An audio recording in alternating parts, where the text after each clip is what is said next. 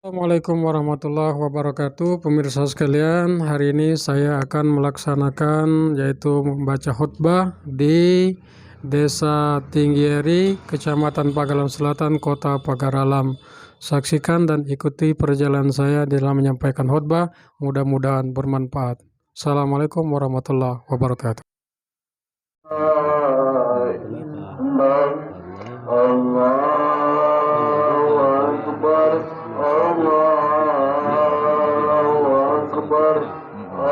Allahu Akbar, Allahu Akbar, Allahu Akbar, Allahu Akbar, Allahu Akbar, Allahu Akbar, Allahu Akbar kabira walhamdulillahi katsira wa subhanallahi bukratan wa asila. La ilaha illallah wallahu akbar, Allahu akbar walillahil hamd.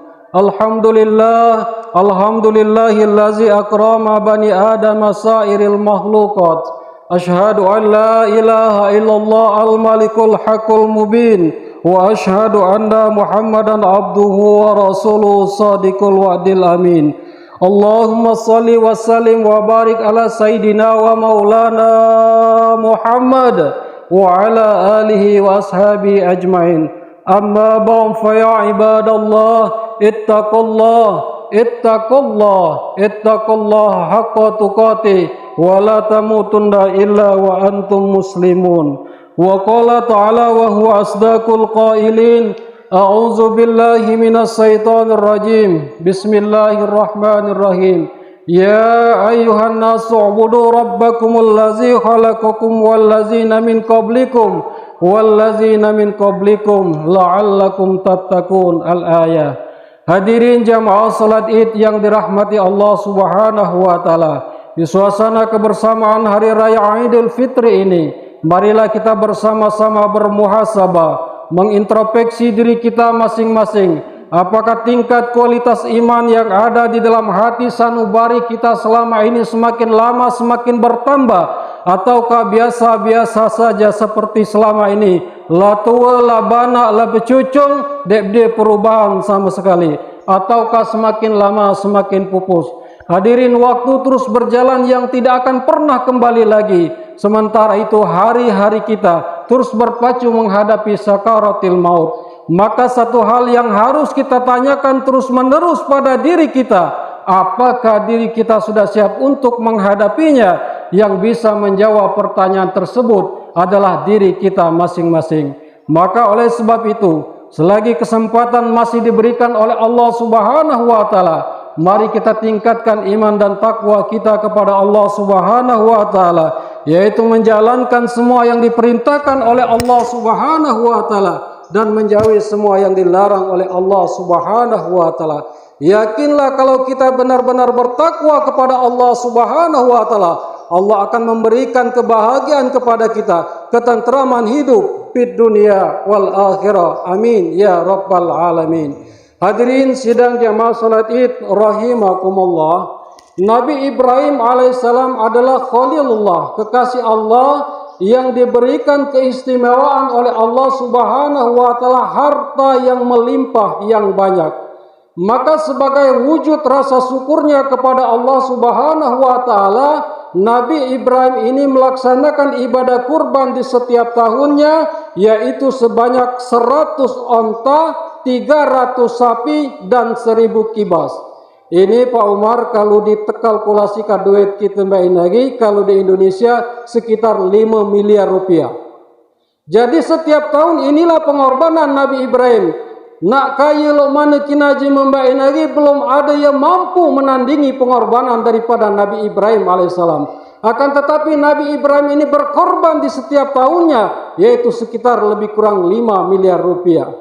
Maka pada puncaknya Nabi Ibrahim alaihissalam ini, kedermawanannya ini terkenal sampai ke seluruh pelosok negeri, sehingga mendapatkan pujian dari manusia. Wahai Ibrahim, engkau adalah seorang nabi yang hebat, yang dermawan. Apakah kedermawanan yang kau berikan kepada fakir miskin ini tidak membuat dirimu akan menjadi miskin atau bangkrut?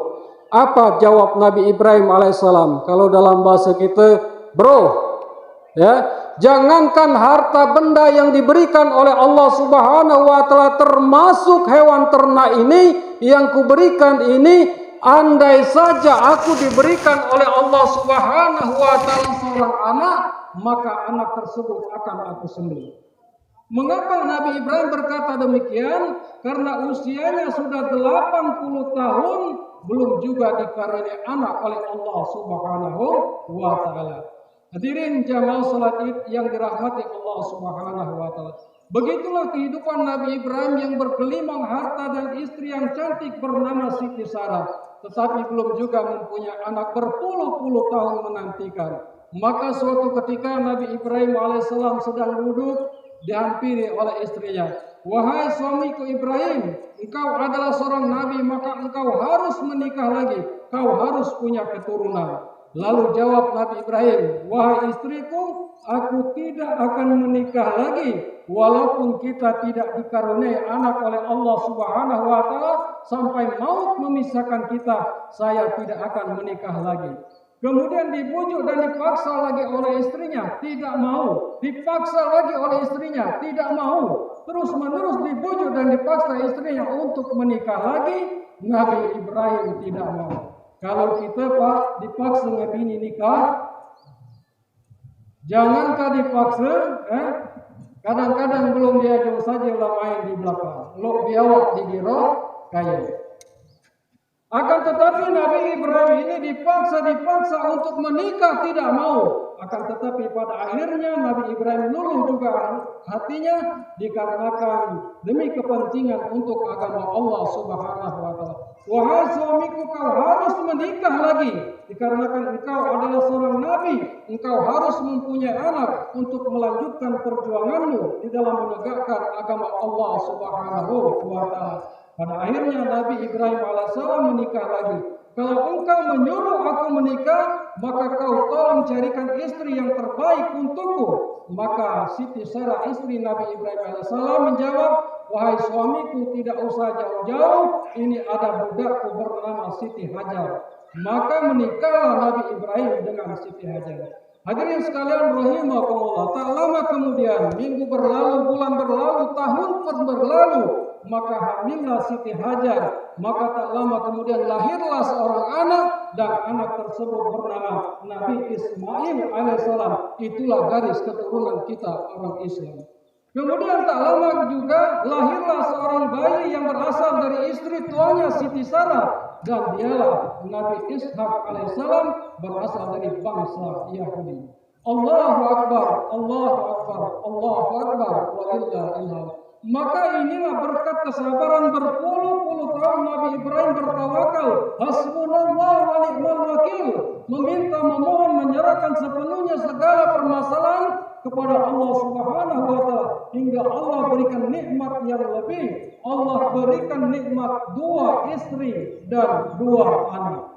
Maka bapak-bapak, kalau ada yang belum punya anak atau pengen nambah istri lagi, apakah cerita ini? Ceritakan Nabi ini kami.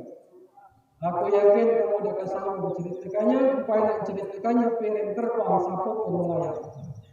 Allahu Akbar, Allahu Akbar, walillahilhamd. Hadirin jamaah salat Id yang dirahmati Allah Subhanahu wa taala. Maka bahagialah Nabi Ibrahim alaihissalam. Maka ketika Ismail yang sedang lucu-lucunya pada tanggal 8 Zulhijjah, Nabi Ibrahim bermimpi. Wahai Ibrahim, engkau pernah berjanji bernazar kepadaku bahwa engkau akan menyembelih anakmu. Maka atas perintahku sembelih anakmu. Maka terbangunlah Nabi Ibrahim dari tidurnya. Ia berpikir-pikir, ini mimpi apa wahyu dari Allah Subhanahu wa taala. Anu ini mimpi, ngaku ini jelas benar. Anu ini wahyu, ngaku diajak benar. Anu anak banyak Allah, ini anak kisiko diajak disembelih. Anu anak banyak diajak cakala anak ekonomi bangun sembelih. Ini anak kisiko. Maka pada tanggal 8 Zulhijjah tersebut, Nabi Ibrahim memikirkan tentang kejadiannya itu, berpikir pada tanggal 8 Zulhijjah tersebut dinamakan hari Tarwiyah atau hari pikir-pikir. Pada tanggal 9 Zulhijjah Nabi Ibrahim kembali bermimpi. Wahai Ibrahim, engkau adalah seorang nabi yang telah bernazar berjanji kepadaku bahwa engkau akan menyembelih anakmu ketika engkau memberikan anak. Maka atas perintahku sembelih anakmu. Maka terjagalah Nabi Ibrahim pada tanggal 9 Dzulhijjah mimpinya bahwa dia yakin dan seyakin-yakinnya bahwa itu adalah wahyu, bahwa itu adalah perintah Allah Subhanahu wa Ta'ala. Maka pada tanggal 9 Dzulhijjah tersebut disebutlah dengan hari Arafah atau hari keyakinan. Pada tanggal 10 Dzulhijjah, Nabi Ibrahim alaihissalam memanggil anaknya, wahai anakku Ismail, sinilah. Bahwasanya ayah bermimpi diperintahkan oleh Allah Subhanahu wa Ta'ala untuk menyembelihmu. Bagaimana menurutmu? Maka dijawab oleh Nabi Ismail alaihissalam, wahai ayah, kalau ini memang perintah dari Allah Subhanahu wa Ta'ala, laksanakan. Insya Allah ayah akan mendapati aku sebagai anak yang sabar. Hadirin jamaah salat Id yang dirahmati Allah Subhanahu wa Ta'ala. Akan tetapi ayat sebelum ayat menghantarkan aku ke tempat untuk disembelih, aku ada 5 permintaan ayat. Yang pertama, ayat tolong nanti kalau ayat menyembelihku pakai pisau yang sangat tajam. Jadi kalau siapapun yang tukang nyembelih, cakal pisau itu tajam-tajamnya. Jangan sampai menderita binatang. Meleleh itu jangan di tengah-tengah liar, di pucuk liar ini, maka cepat mati. Ya. Kemudian yang kedua, ayat tolong tutup mataku karena aku tidak yakin kalau mataku terbuka, ayat tidak akan sanggup ada perasaan iba untuk menyembelihku. Kemudian yang ketiga, ikat kaki dan tanganku agar aku tidak meronta. Yang keempat, ayat bajuku yang berceceran darah nanti tolong berikan kepada ibundaku sebagai pengobat rindu kepada ibuku. Kemudian yang kelima, jangan sampai setelah aku telah tiada, orang-orang anak-anak kecil sampai lewat di depan rumahku karena aku takut ibunda hajar nanti ia akan bersedih mengingatku. Allahu Akbar, Allahu Akbar, walillahillah. Maka terakhir hadirin sekalian rahimahumullah, dibawa Ismail alaihissalam ke Mina dan di tengah perjalanan sebelum melaksanakan prosesi penyembelihan, maka diganggulah di tengah jalan Ibrahim, istrinya dan anak-anaknya. Kemudian dilempar oleh Nabi Ibrahim dan keluarganya dengan batu. Inilah kalau orang melaksanakan ibadah haji, yaitu melempar 3 jumrah, dusta, akobah, ular, setan kecil, setan tengah, dan setan besar. Kemudian setelah sampai di Mina, maka dibaringkanlah Ismail alaihissalam, ditutup matanya, diikat kakinya. Lalu Ibrahim alaihissalam meletakkan pisau di leher Nabi Ismail alaihissalam. Setelah Nabi Ibrahim meletakkan pisau di leher Nabi Ismail alaihissalam, kemudian Nabi Ismail menghentikan, wahai ayah, tolong berhenti sebentar, dikarenakan tolong buka ikatan kaki dan tanganku. Aku tidak mau mati Allah dan para malaikat bahwasanya menyangka aku tidak ikhlas dan tidak tulus menerima perintah ini. Kemudian dibukalah kaki dan tangannya. Lalu ketika Ibrahim alaihissalam meletakkan pisaunya yang kedua kali, lalu Allah Subhanahu wa Ta'ala secepat kilat memerintahkan malaikat Jibril mengambil kibas dari surga. Jibril, kau ambil kibas dari surga, gantikan leher Ismail alaihissalam, hambaku yang taat kepadamu tersebut. Lalu setelah itu datanglah malaikat lalu mengucapkan Allahu Akbar, Allahu Akbar, Allahu Akbar. Kemudian dijawab oleh Nabi Ismail alaihissalam, dijawab oleh Nabi Ibrahim alaihissalam, La ilaha illallah huwallahu akbar. Kemudian dijawab oleh Ismail alaihissalam, Allahu akbar walillahillah. Inilah yang disunahkan oleh Rasulullah SAW sejak kita keluar rumah sampai ke tempat kita melaksanakan ibadah ini untuk mengucapkan takbir, tahlil dan tahmid. Allahu akbar, Allahu akbar, Allahu akbar. La ilaha illallah, wallahu akbar, Allahu akbar, walillahil hamd. Hadirin sidang jamaah salat Id yang dirahmati Allah Subhanahu wa Ta'ala. Demikianlah sekelumit kisah dari kisah Nabi Ibrahim dan keluarganya. Lalu apa yang dapat kita ambil hikmah dari sekelumit kisah perjalanan Nabi Ibrahim dan keluarganya ini? Yang pertama adalah keluarga yang kokoh, keluarga yang kuat itu dari goncangan apapun cobaan dari Allah Subhanahu wa taala, maka kita harus tanamkan iman yang kuat. Suami harus beriman yang kuat, istri harus beriman yang kuat, anak harus beriman yang kuat. Saudaraku, iman adalah nikmat yang mahal yang Allah berikan pada setiap manusia. Begitu banyak manusia yang dipertemukan dengan para nabi, akan tetapi tidak beriman kepada Allah Subhanahu wa taala. Nabi Nuh alaihissalam 950 tahun umurnya berjuang menanamkan keimanan. Begitu banyak manusia bertemu dengan para nabi dan rasul, tetapi tidak beriman kepada Allah Subhanahu wa taala. Nabi Ibrahim alaihissalam puluhan tahun menanamkan keimanan kepada umat manusia, akan tetapi sayang seribu sayang, ayahnya sendiri tidak beriman kepada Allah Subhanahu wa taala. Nabi Yunus alaihissalam menanamkan keimanan kepada umat manusia, istrinya tidak beriman kepada Allah Subhanahu wa taala. Nabi Yunus 33 tahun menanamkan keimanan kepada manusia, banyak yang tidak beriman kepada Allah Subhanahu wa taala. Terakhir baginda Rasulullah sallallahu alaihi wasallam puluhan tahun antara Mekah dan Madinah mengajak orang beriman kepada Allah, akan tetapi banyak manusia yang tidak beriman kepada Allah Subhanahu wa taala, yang sayang seribu sayang, pamannya sendiri, uaknya sendiri, Abu Lahab, Abu Jahal tidak beriman kepada Allah Subhanahu wa taala. Sementara kita jauh dari kehidupan Rasulullah sallallahu alaihi wasallam, tidak pernah bertemu dengan para nabi dan rasul, akan tetapi Allah titipkan hidayah kepada Allah untuk beriman kepada Allah Subhanahu wa taala. Kemudian hikmah yang kedua, Bapak Ibu hadirin sekalian, pengorbanan Nabi Ibrahim dan istrinya adalah sebuah pengorbanan orang tua, dan ini mengingatkan kita kepada orang tua kita betapa sayang dan cintanya orang tua kepada kita.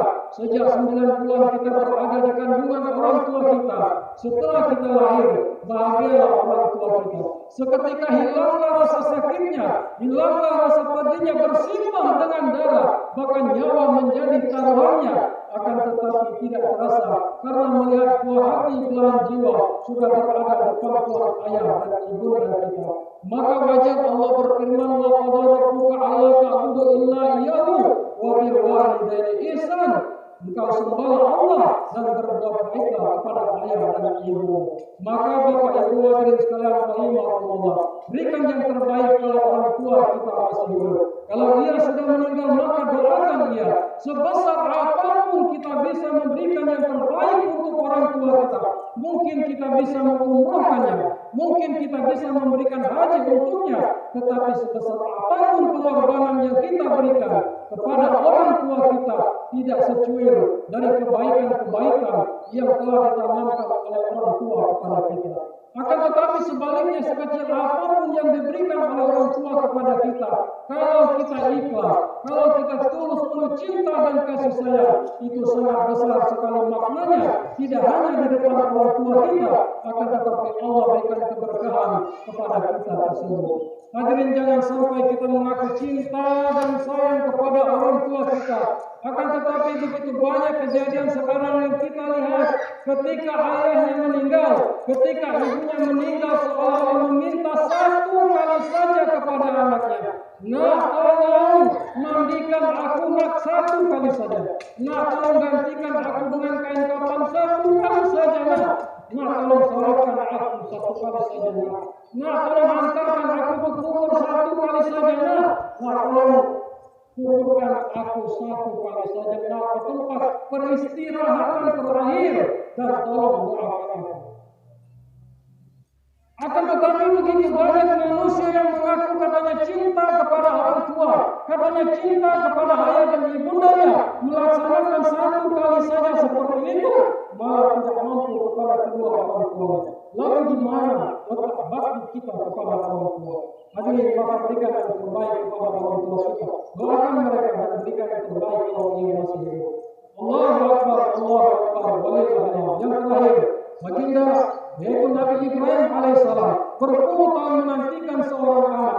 Ia tidak meminta kepada Allah menjadi anak yang kaya.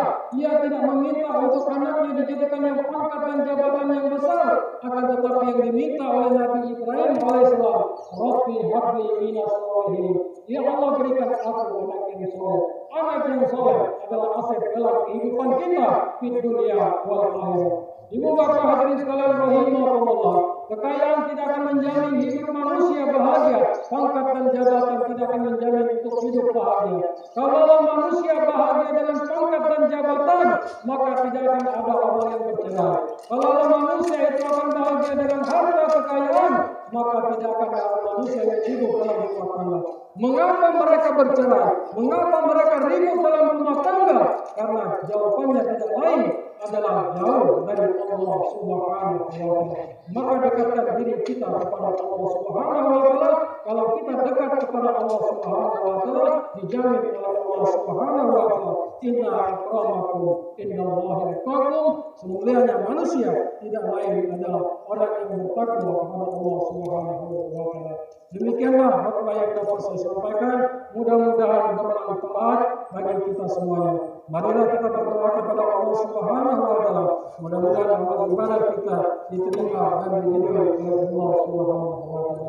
Amin ya rabbal alamin. A'udzu billahi minasy syaithanir rajim. Bismillahirrahmanirrahim. Alhamdulillahirabbil alamin. Hamdan syakirin hamdalillah hamdan wa bihamdihi mazidah. Ya rabbana alhamdu kama yanbaghi li jalali wajhikal karim wa 'azimi sultanik. Allahumma shalli ala sayyidina Muhammad wa ala ali sayyidina Muhammad. Allahumma ighfir lana dhunubana wa li walidayna warhamhuma kama rabbayana shaghira. Allahumma atim lana bi husnil khatimah bi kalimati la ilaha illallah Muhammadur Rasulullah. Ya Allah, ini hamba-Mu bersimpuh di hadapan-Mu, mengakui dengan segala luar dosa. Kami mohon ya Allah, ampunilah dosa-dosa kami ya Allah. Maafkan segala hilaf kami ya Allah. Ya Allah, kami mohon ya Allah, ampuni pula dosa-dosa dan kesalahan ayah dan ibunda kami yang darah dan dagingnya kembali jelas di tubuh kami anak-anaknya. Dia ibunda kami mengandung kami selama 9 bulan, melahirkan kami antara hidup dan mati, bersimbah dengan darah. Bermalam-malam ibunda kami tidak tidur ketika kami kecil sakit. Ayah kami pergi pagi pulang sore peras keringat banting pulang. Yang dipikirkan bukan dirinya, tapi kami anak-anaknya. Maka kami mohon ya Allah, gantikan setiap tetes keringat dan tetesan air susu yang kami minum dari ibunda kami dengan pahala yang besar di sisi-Mu ya Allah. Ya Allah, perkenankan kami menjadi anak yang pandai berbalas bakti kepada ayah dan ibunda kami. Perkenankan ya Allah, telah kami bertemu dengan anak dan cucu kami di surga ya Allah. Ya Allah, berikan hidayah kepada kami agar kami orang tua bisa membimbing anak-anak kami menuju ridho-Mu, menjadi anak yang soleh dan soleha, yang Engkau lembutkan hatinya, yang Engkau pilihkan jodohnya, yang Engkau muliakan akhlaknya, yang kelak ketika kami menghadap kepada-Mu ya Allah, lisannya basah berdoa dengan tulus dan ikhlas mendoakan kami, Rabbi firli wali walidayya warhamhuma kama rabbayana shaghira. Ya Allah, andaikan telah Engkau ambil nyawa kami mohon ya Allah telah menjadi hamba-Mu yang berhasil mempersembahkan yang terbaik untuk agama-Mu, menjadi manusia yang bermanfaat bagi keluarga, nusa dan bangsa ya Allah, dan matikan kami akhir hayat kami dalam keadaan husnul khatimah. Rabbana hab lana min azwajina wa dzurriyyatina qurrata a'yun waj'alna lil muttaqina imama. Rabbana atina fid dunya hasanah wa fil akhirati hasanah wa qina adzabannar. Subhana rabbika rabbil izzati amma yasifun wa salamun alal mursalin walhamdulillahi